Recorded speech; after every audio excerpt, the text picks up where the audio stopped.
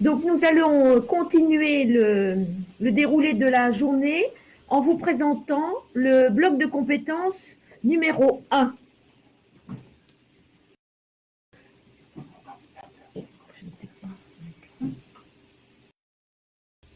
Je ne sais pas comment je vais dérouler. Il faut cliquer sur la petite flèche en fait. Non. Ah, voilà. Voilà. Donc, avant d'entrer dans le détail du bloc de compétences numéro 1, nous souhaitions, par 2 diapositives, faire le lien, une nouvelle fois, entre le référentiel des activités professionnelles et le référentiel des compétences.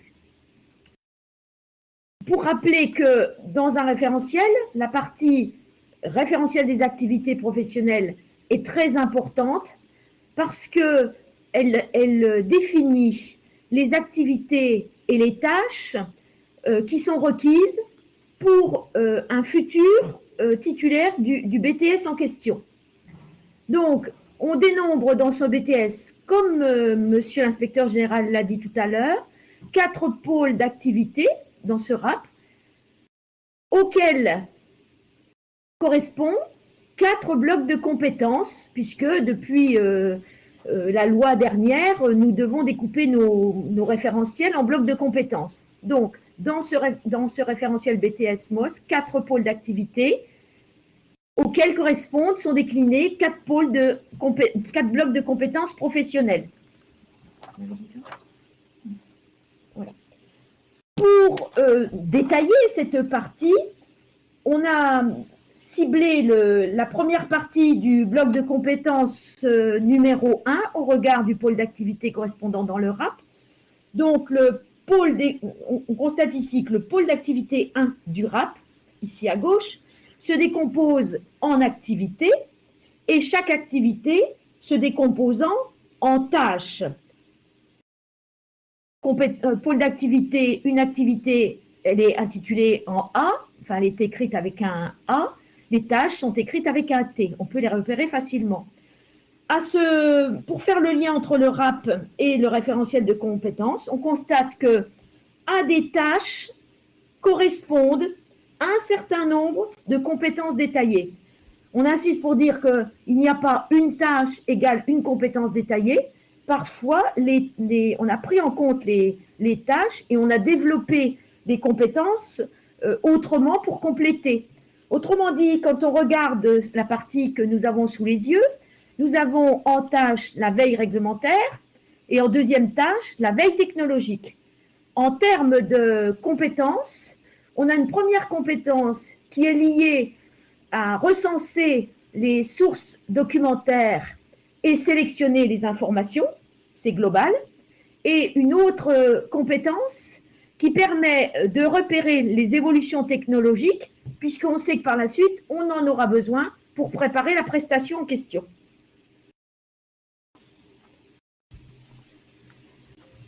À ce stade, nous avons pris le temps de lire avec vous une page d'un référentiel, parce que sur une page, tout y est. Mais encore faut-il prendre le temps de regarder comment il est construit.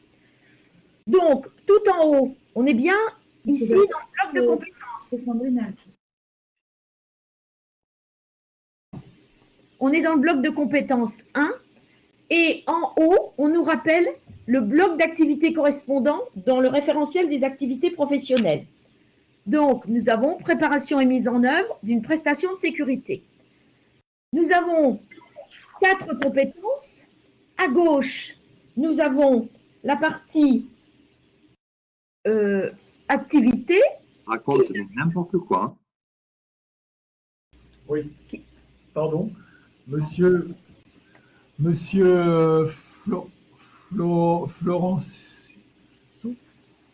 Florenceau, vous voulez bien éteindre votre micro, s'il vous plaît? Monsieur Florenceau, merci. Donc, je disais que nous sommes dans le bloc de compétences numéro 1, qui correspond dans la partie référentielle au pôle d'activité, préparation et mise en œuvre d'une prestation de sécurité. Cette partie se décline en 3 activités. Elles sont à gauche, colonne de gauche. Ces activités, chacune de ces activités est déclinée en tâches. On voit par exemple que pour la première partie, 2 tâches, pour la suivante, 5 tâches, etc. Et à chaque bloc à chaque partie d'activité de tâches sont déclinées des compétences, comme on l'a dit précédemment. Et nous avons une 4e colonne qui correspond au savoir associé, c'est-à-dire que en face de chaque compétence, on le sait, pour acquérir une compétence, on doit passer par des savoirs, les savoirs venant nourrir la compétence. Donc ici, si on regarde l'ensemble, on a 4 colonnes et on a vraiment travaillé dans ce sens-là de façon à ce qu'on ait sur une même page un visuel complet, une synoptique de l'ensemble des choses entre le référentiel des activités professionnelles et les compétences en question à faire acquérir aux élèves. Si on va plus loin, un tout petit peu après, ce n'est pas dans la foulée des pages du référentiel, mais un petit peu plus loin, on va y trouver les limites de savoir, c'est-à-dire qu'on a repris la liste des savoirs qu'on vient d'évoquer dans la 4e colonne de la page précédente, et nous avons souhaité travailler sur les limites de savoir pour un petit peu cadrer les choses. Ainsi, quand on regarde les sources d'information, qu'est-ce qu'on attend sur les sources d'information? On a évoqué les salons, les rencontres avec les professionnels, les revues professionnelles, mais également les normes et leur évolution. C'est très important, ça va vous permettre de savoir jusqu'où nous pouvons aller.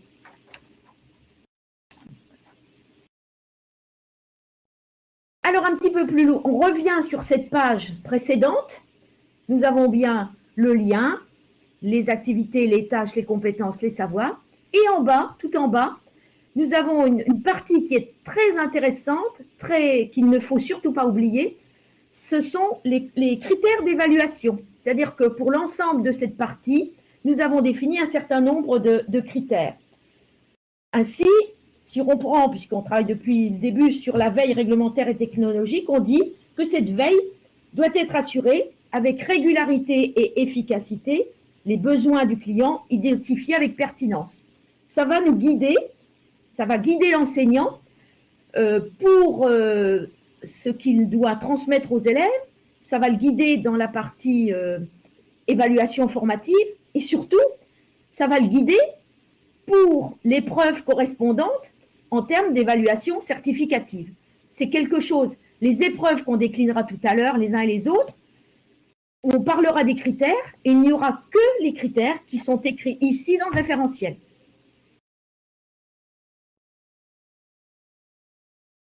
Sur cette diapositive, on insiste sur le fait que si le référentiel de compétences n'a pas vocation à répondre à un objectif de chronologie, il n'en reste pas moins que l'on peut ici constater que le bloc de compétences correspond à une succession de compétences qui sont liées, qui s'enchaînent, qui sont parfois concomitantes. En fonction de la mise en situation professionnelle, on pourra ainsi être amené à prendre en compte les besoins du client, à analyser les risques pour déterminer les moyens techniques et humains nécessaires. En même temps, on repérera les évolutions technologiques pour enfin établir une proposition de prestation. Il n'y a pas un ordre chronologique dans l'écriture des compétences, néanmoins, on sent bien qu'elles sont quand même liées les unes aux autres. Alors, c'est le moment ici d'évoquer le guide d'accompagnement pédagogique que le groupe a rédigé. Alors, on insiste bien sur le fait que le référentiel dans son ensemble est un texte réglementaire, puisque c'est un arrêté de création, donc il a une valeur juridique, alors que le guide pédagogique n'en a pas en soi. Ça n'empêche que, comme dans tous les diplômes, on l'a rédigé pour faciliter la tâche aux enseignants qui vont prendre en charge ces formations.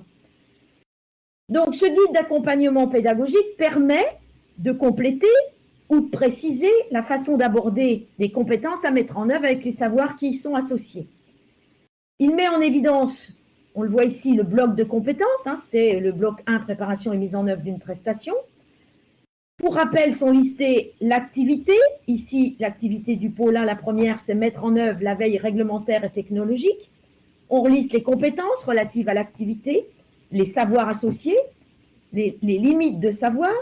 Puis, on trouve dans sa dernière colonne à droite les recommandations pédagogiques qui permettent d'appréhender les missions du manager dans le cadre de son métier, c'est-à-dire la partie grisée que l'on voit là, que vous trouverez dans le guide d'accompagnement, est liée davantage à l'activité que le futur titulaire du BTS sera amené à faire. Ça nous permet de guider nos séances pédagogiques ou nos séquences pédagogiques ou nos scénarios pédagogiques dans la construction. Et on a un deuxième niveau d'appréhension des choses, c'est on évoque les modalités d'animation préconisées. Notamment, on insistera très souvent sur le fait que les savoirs ne sont pas à étudier et à appréhender de façon très magistrale. Les savoirs viennent nourrir une compétence, et pour appréhender la compétence, on va mettre en œuvre une situation professionnelle. Je laisse la parole à ma collègue qui va entrer dans le détail des compétences pour non pas vous faire une lecture du référentiel, vous l'avez faite déjà, mais par contre pour illustrer un certain nombre de points. On n'a pas la prétention d'évaluer tous les points. Nathalie, je vous laisse. Alors, nous allons donc présenter en détail le bloc de compétences intitulé « Préparation et mise en œuvre d'une prestation de sécurité ». Et donc, pour commencer, la première compétence, mettre en œuvre une veille réglementaire et technologique.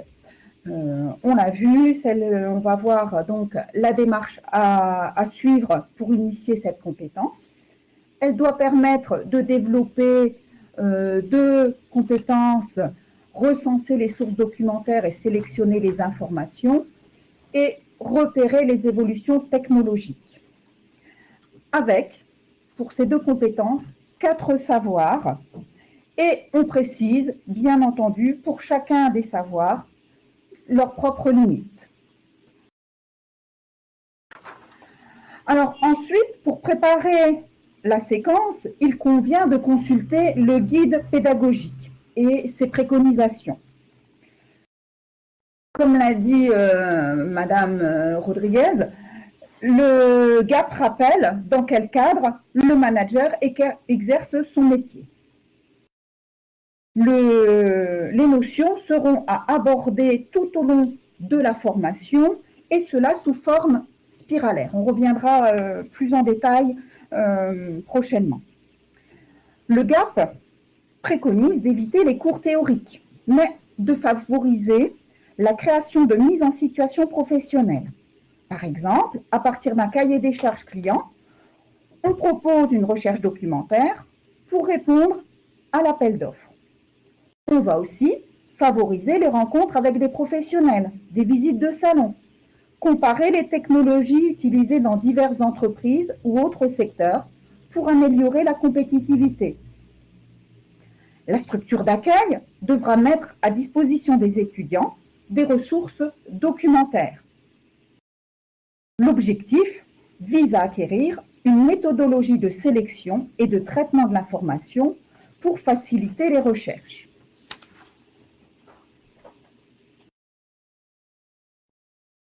Maintenant, la deuxième compétence du bloc 1, préparer une prestation de sécurité. Le GAP, encore une fois, reprend les activités menées par le manager.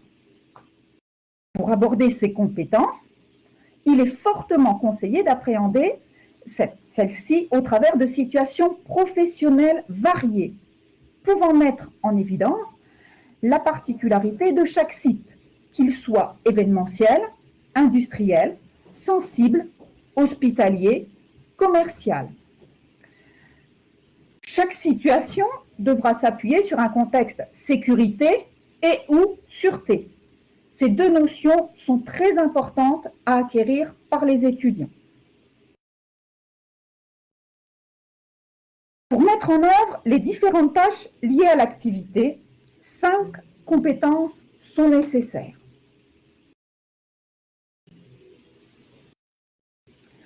À ces 5 compétences sont associés différents savoirs. Ceux-ci doivent être considérés comme des supports pour accéder à la réalisation des compétences. Ils ne doivent pas être traités de manière chronologique, mais au travers des compétences exigées par la mise en situation. Chaque savoir va faire apparaître des limites. Ainsi, pour les différents risques, devront être traités au cours de différentes mises en situation: l'incendie, les risques naturels, les risques technologiques, les risques humains. La prévention des risques devra mettre en évidence les concepts de sûreté et de sécurité, les méthodes de recherche d'erreurs, les techniques et documents nécessaires à l'analyse des risques, les différents plans d'intervention d'urgence, internes ou externes au site. Le deuxième savoir est très dense, car il reprend toute la réglementation selon le type de RP, mais aussi d'établissement, d'installation ou de l'événementiel. Attention, il est impératif d'aborder toutes ces notions de façon parcellaire, au travers des exigences de chaque mise en situation. Pas de cours théoriques et pas de grands énoncés. Ainsi, sera abordée la réglementation incendie selon le classement des ERP, IGH, ITGH, et donc précisément l'implantation, les matériaux de construction, le désenfumage, les dégagements, les installations techniques, les moyens de secours, l'accessibilité des personnes à mobilité réduite, les outils d'analyse de la réglementation. Toutes ces notions seront appréhendées selon une approche spiralaire à travers de multiples mises en situation. Puis, la réglementation pour les installations classées pour la protection de l'environnement. On abordera la nomenclature, le classement, les obligations, mais aussi les réglementations autour des risques majeurs, avec notamment le document d'information communale sur les risques majeurs, le plan communal de sauvegarde.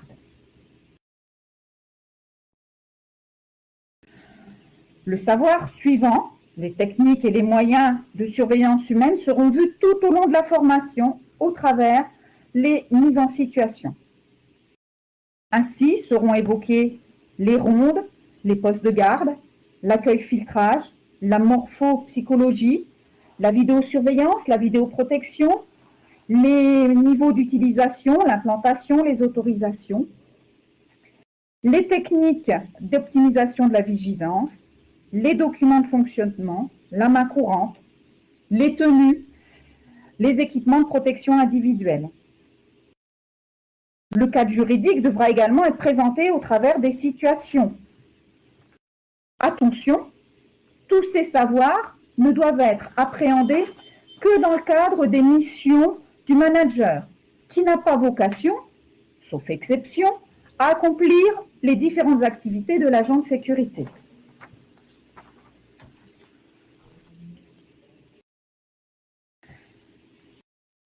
Les situations professionnelles données doivent conduire l'étudiant à effectuer des choix de matériel, les justifier en tenant compte des coûts.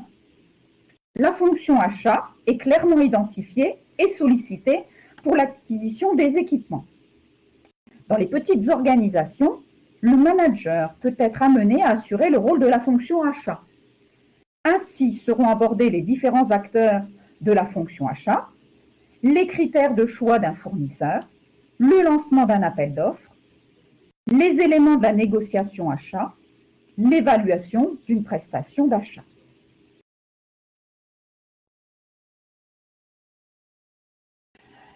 L'activité 3 fait apparaître plusieurs tâches et compétences pour permettre à l'étudiant de proposer une prestation dans le respect d'une démarche qualité, de traçabilité et de protection des données. 4 compétences ici sont bien définies.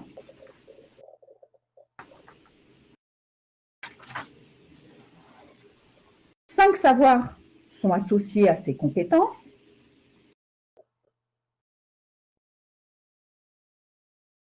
Au cours des différentes mises en situation, l'étudiant sera amené à constituer et à mettre à jour les éléments du dossier de sécurité.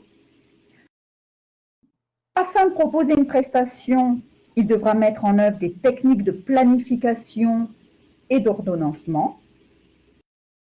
Et au cours de sa formation, il devra gagner en autonomie pour participer ou mettre en place la gestion d'un projet.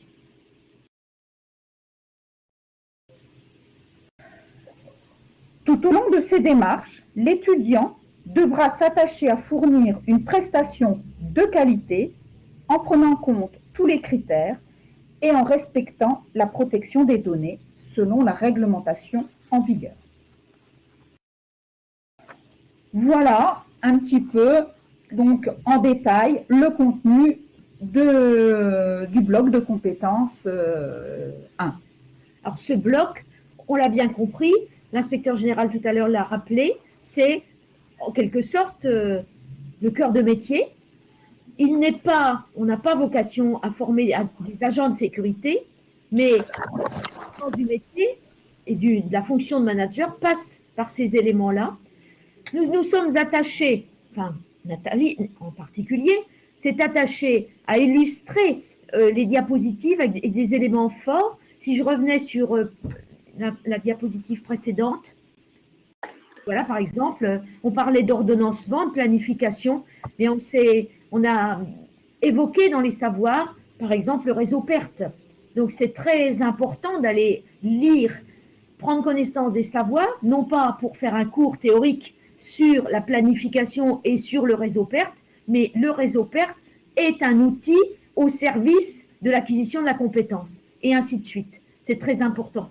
Vraiment, les illustrations nous ont permis de vous présenter les savoirs associés liés aux compétences d'une autre façon que de les lire dans le référentiel, mais avec des illustrations concrètes. Voilà, j'espère que nous avons répondu à vos attentes sur le développement de ce bloc 1 et nous allons passer la parole à nos deux chers collègues qui doivent attendre dans le couloir sur le bloc numéro 2. À tout à l'heure.